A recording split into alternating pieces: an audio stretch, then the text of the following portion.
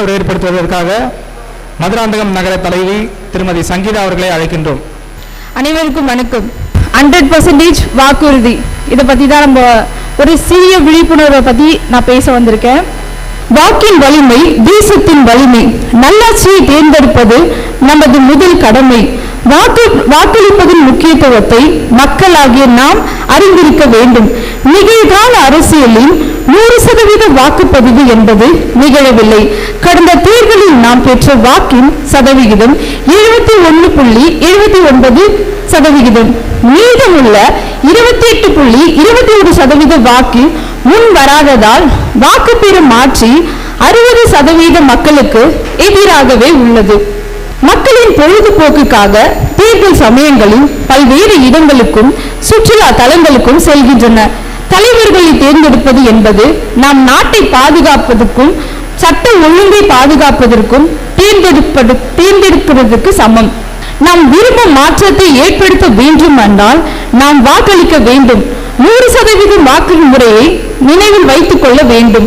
நாம் மாற்ற வேண்டும் என்று நினைப்பவர்கள் இல்லை, மாற்றத்தை ஏற்படுத்தக்கூடியவர்கள். நாம் மாற்ற வேண்டும் என்று நினைப்பவர்கள் இல்லை, மாற்றத்தை ஏற்படுத்தக்கூடியவர்கள்.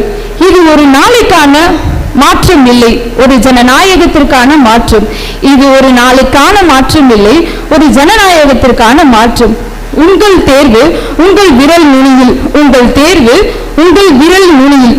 வாழ்க நாடு, வளர்க தமிழ். வாக்கு எனது அதிகாரம், ஒரு வாக்கின் வலிமை அது உருவாகும். வாக்குரிமை என்னும் கருவி பயன்படுத்தி இந்தியாவை மாபெரும் ஜனநாயகமாயாக்குவோம். எனது வாக்கு எனது அதிகாரம், ஒரு வாக்கின் வலிமை அது உருவாகும். வாக்குரிமை என்னும் கருவி பயன்படுத்தி இந்தியாவை மாபெரும் ஜனநாயகமாயாக்குவோம். வாக்களிப்போம், தேர்தல் வாக்களிப்போம், வாக்களிப்போம், அனைவரும் வாக்களிப்போம், நல்ல தலைவர்களை தேர்ந்தெடுக்க வாக்களிப்போம்.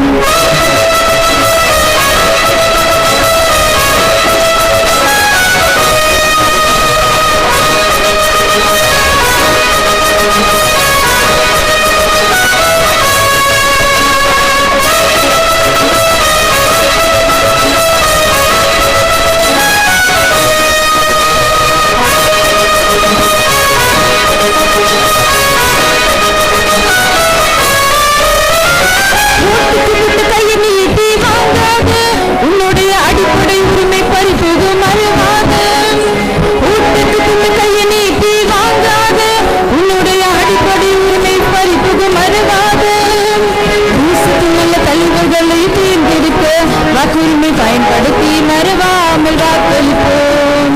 தேசத்தில் நல்ல தலைவர்களை தேர்ந்தெடுக்க வாக்குரிமை பயன்படுத்தி வருமாமல் வாக்களிப்போம்.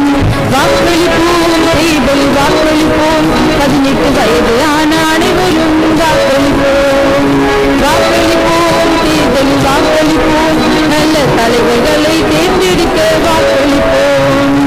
எனது வாக்கு எனது எதிர்காலம், ஒரு வாக்கின் வலிமை அது உருவாகும். வாக்குரிமை என்னும் கருவி பயன்படுத்தி இந்தியாவை மாபெரும் ஜனநாடாக மாற்றுவோம். எனது வாக்கு எனது எதிர்காலம், ஒரு வாக்கின் வலிமை அது உருவாகும். வாக்குரிமை என்னும் கருவி பயன்படுத்தி இந்தியாவை மாபெரும் ஜனநாடாக மாற்றுவோம். அழைப்படுத்த அனைவருக்கும்